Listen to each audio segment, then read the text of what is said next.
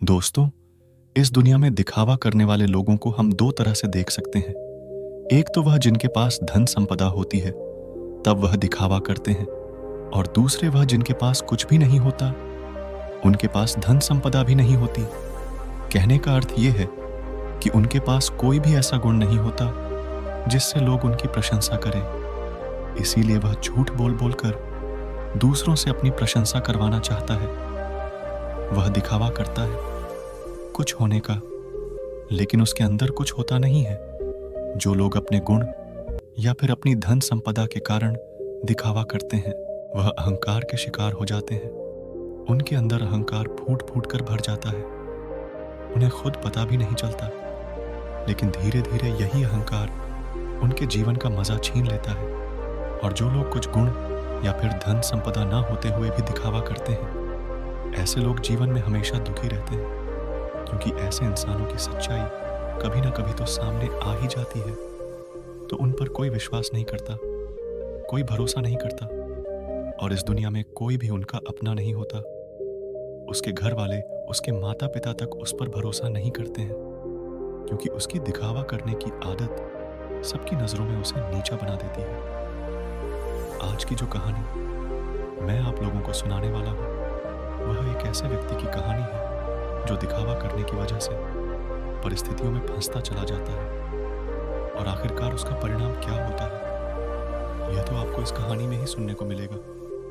और साथ के साथ आप इस कहानी में यह भी जानेंगे कि दिखावा करने वाले लोगों से किस प्रकार अपने आप को बचाया जाए, या फिर आप खुद दिखावा करने से कैसे बचें। यह सब आपको इस कहानी में सुनने को मिलेगा। इससे पहले कि आप इस कहानी में खो जाएं, इस चैनल को सब्सक्राइब करके बेल नोटिफिकेशन को ज़रूर दबा। तो चलिए कहानी को शुरू करते हैं। कभी कभी जीवन आपको बड़ी मुश्किल में डाल देता है। ऐसे ही मुश्किल में राजेश नाम का एक युवक फंसा हुआ था। उसे अपने घर से निकले हुए बहुत समय हो गया था। कई महीने बीत चुके थे। वह अपने घर से यह कहकर निकला था कि मैं नगर में कमाने के लिए जा रहा हूँ, लेकिन बहुत समय बीतने के बाद भी उसे कोई काम नहीं मिल रहा था। इसीलिए उसने निश्चय किया कि वह किसी भी तरीके से अपनी कमाई का साधन बनाकर रहेगा। उसने अपने ही जैसे 3-4 युवकों की टोली बना ली थी, और उन सब ने योजना बनाई थी कि वह किसी भी धनवान व्यक्ति को बेवकूफ बनाकर उसका धन उससे हासिल कर लेंगे। छल कपट, झूठ और प्रपंच, यही राजेश और उसके साथियों के हथियार थे। उन्होंने योजना तो बना ली थी, लेकिन उन्हें यह समझ में नहीं आ रहा था कि वह अपने शिकार को ढूंढेंगे कैसे, और ढूंढने के बाद उसे बेवकूफ बनाकर उसका धन कैसे लूटेंगे। आखिरकार उन चारों ने योजना बना ली। उनकी योजना थी कि वह किसी ऐसे स्थान पर जाएंगे जहां पर बहुत सारे अमीर लोग आते हो, और वहां पर उन अमीरों में जो भी आदमी सबसे ज्यादा दिखावा करेगा, उनका शिकार वही होगा। उन्होंने नगर में एक ऐसी जगह ढूंढ ली थी जहां पर नगर के ज्यादातर अमीर लोग जुआ खेलने के लिए आते थे।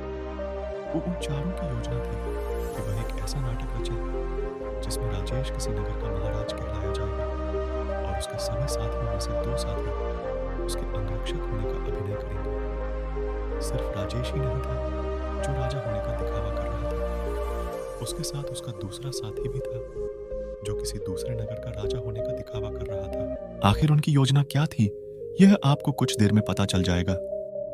अगले दिन से सुबह सुबह सारे लोग अपने पात्र के हिसाब से वस्त्र धारण करके उस जगह पहुंचे जहां पर शहर के ज्यादातर अमीर लोग जुआ खेलने के लिए आते थे। राजेश उस जगह पर एक नगर का महाराज बनकर पहुंचा था, जिसके पीछे उसके साथी अंगरक्षक साथ साथ चल रहे थे। सब अमीर लोगों की नजर उन पर टिकी हुई थी, क्योंकि राजेश उन सब में सबसे ज्यादा अमीर लग रहा था। उसकी वेशभूषा बेशकीमती लग रही थी, बेहद आकर्षक लग रही थी, जिससे सभी लोग उसकी तरफ आकर्षित हो गए थे। कुछ समय बाद राजेश एक ऐसी जगह पर जाकर बैठा जो सिर्फ बहुत जरूरी लोगों के लिए बनी हुई थी। जब राजेश वहां पर जाकर बैठा तो उसके अंगरक्षक वहीं उसके पास खड़े हुए थे। सब आपस में चर्चा करते हुए एक दूसरे से पूछ रहे थे कि यह किस नगर के महाराज हैं। उसी भीड़ में राजेश का एक और साथी मौजूद था। उसने उन सबको संबोधित करते हुए बताया कि राजेश किसी बड़े नगर का बड़ा महाराज है, और सबने उसकी बात पर यकीन कर लिया। अब वह अमीर लोग जो ज्यादातर दिखावा करते थे, जो किसी बड़े आदमी से अपना सम्मान सुनने के लिए तरसते रहते थे, ऐसे लोग राजेश के आसपास मंडराने लगे थे। वह राजेश को किसी बड़े नगर का महाराज समझ रहे थे और वह यह सोच रहे थे कि अगर इनसे हमारा परिचय हो गया तो हो सकता है भविष्य में यह महाराज हमारे कुछ काम आ जाए। थोड़ी देर बाद वहां पर दूसरा राजा भी पहुंचा, जो राजेश का ही एक साथी था और वह भी राजेश की तरह राजा होने का दिखावा कर रहा था। वह दूसरा राजा राजेश के ठीक सामने आकर बैठ गया। कुछ देर एक दूसरे से बात करने के बाद दोनों ने जुआ खेलने का निश्चय किया। कुछ समय बाद जुए की बड़ी बड़ी बाजियां खेली जाने लगी और राजेश, जो किसी नगर का महाराज होने का दिखावा कर रहा था, वह इस जुए में बहुत बड़ी रकम हार गया। लेकिन जब राजेश ने हारी हुई रकम निकालने के लिए अपनी पोटली ढूंढनी चाही तो उसे अपनी पोटली मिल ही नहीं रही थी। बहुत देर ढूंढने के बाद भी जब उसे पोटली नहीं मिली तो वह गुस्से से भरकर अपने अंगरक्षकों को डांटने लगा और डांटते हुए उनसे अपनी पोटली के बारे में पूछने लगा। लेकिन उसके अंगरक्षकों के पास इसका कोई जवाब नहीं था। वह सब नीची गर्दन करके खड़े हुए थे।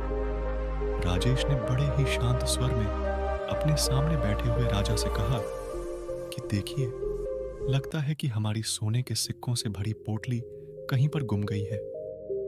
मैं मानता हूं कि मैं जुए में हारा हूं, लेकिन फिलहाल मेरे पास तुम्हें देने के लिए कुछ भी नहीं है। अगर तुम मुझे कोई अपना पता दे दो तो मैं तुम्हारे पते पर तुम्हारी रकम भिजवा दूंगा, या फिर तुम मेरे राज्य में आकर मेरे राजमहल में चले आना। वहां पर तुम्हारी पूरी रकम तुम्हें मिल जाएगी। यह सुनकर वह सामने बैठा हुआ राजा गुस्से से आग बबूला हो गया। वह राजेश को बहुत भला बुरा कहने लगा। नौबत यहां तक आ गई कि दोनों में हाथापाई शुरू हो गई। वहां पर उसके अंगरक्षक और इधर राजेश के अंगरक्षक दोनों आपस में भिड़ गए। कुछ देर बाद एक अमीर आदमी उन दोनों के बीच में पहुंचा और उन दोनों का झगड़ा सुलझाते हुए उसने कहा कि महाराज, आप मुझसे कुछ धन उधार ले लीजिए। आपको लड़ने की जरूरत नहीं है। यह आपको शोभा नहीं देता। यह आपकी शान के खिलाफ है। मैं आपको धन उधार दे देता हूं। आप मेरा धन मुझे लौटा देना। यह रहा मेरा पता। और अपना पता देते हुए उस अमीर आदमी ने राजेश को बहुत सारे सोने के सिक्के दे दिए। जितने वह जुए में हारा था उसने उसी के सामने बैठे हुए राजा के मुंह पर फेंक कर मारे और उस राजा से कहा कि हमारे लिए इन मुद्राओं की कोई कीमत नहीं है। तुम हमें जानते नहीं हो कि हम कितने बड़े महाराज हैं। हमारा नगर कितना बड़ा है, कितना खुशहाल है। अगर तुम कभी हमारे नगर में आओगे तो तुम्हें पता चलेगा इस सज्जन ने मेरी मदद की है और बदले में मैं इसे इसका इनाम जरूर दूंगा। और यह कहते हुए राजेश ने उसे अपने नगर का पता देते हुए कहा कि अगर तुम हमारी मदद नहीं करते तो शायद आज हमें अपमानित होना पड़ता, लेकिन तुमने हमारी इज्जत बचाई है और बदले में हम तुम्हें सम्मान से नवाज।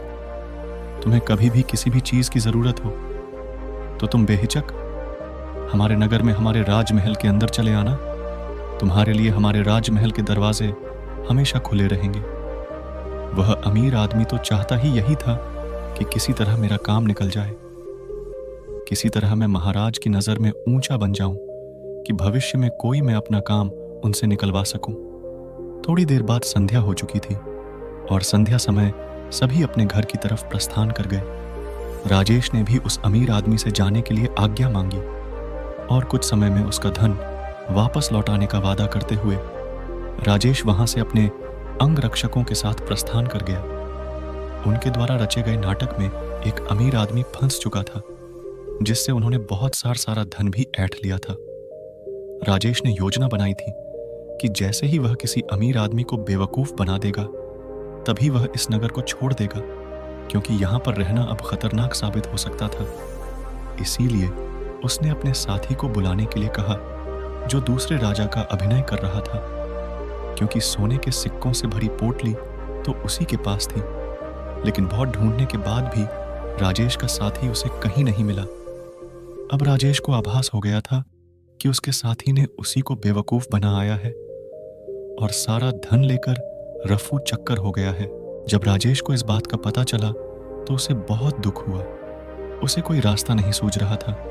बिना धन के वह इस नगर को छोड़ भी नहीं सकता था, क्योंकि कहीं जाने के लिए भी धन चाहिए था, और जिस अमीर आदमी से उसने धन उधार लिया था वह उसे इस नगर में जरूर किसी न किसी दिन पकड़ लेगा, और जिस दिन वह उसे पकड़ लेगा उसे लंबी कारावास हो जाएगी।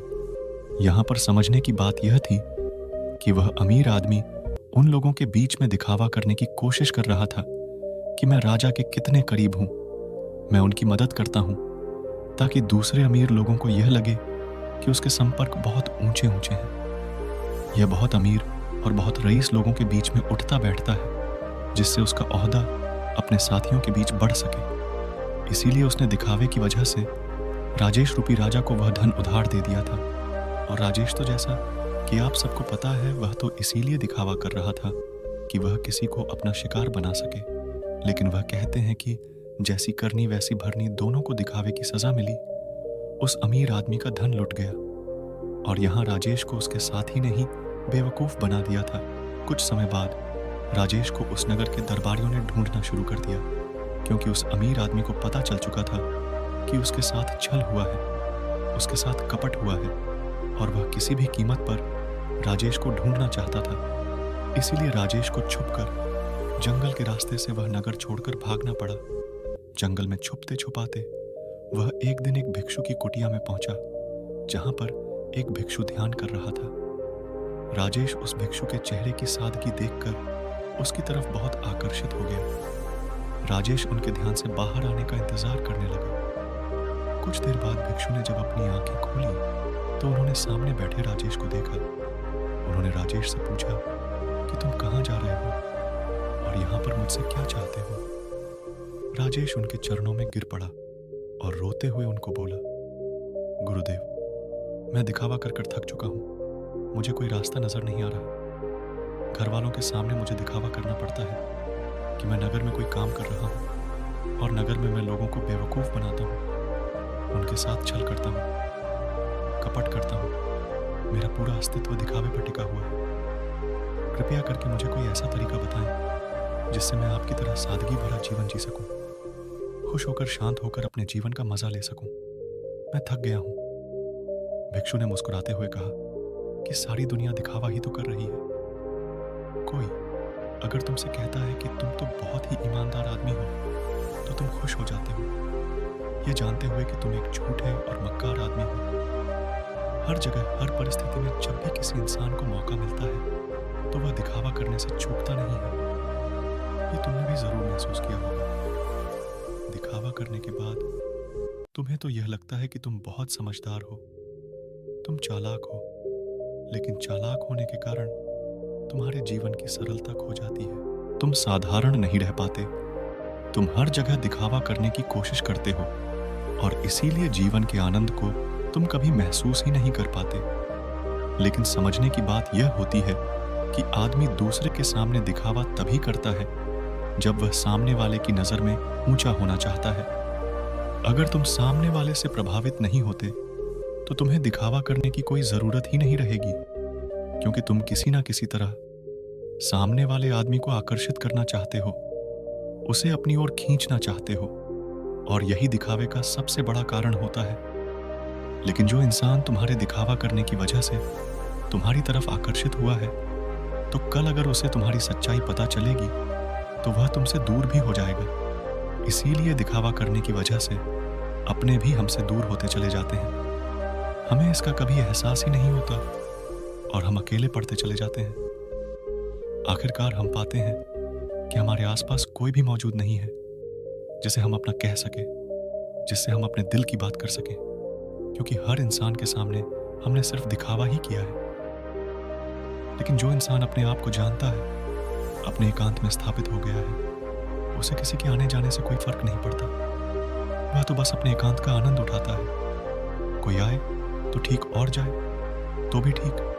वह किसी को आकर्षित करने की कोशिश नहीं करेगा, और इसीलिए उसका जीवन सरल होता चला जाएगा, साधारण होता चला जाएगा। और जितने सरल तुम बनते जाओगे उतनी ही आसानी से तुम ध्यान में प्रविष्ट हो पाओगे।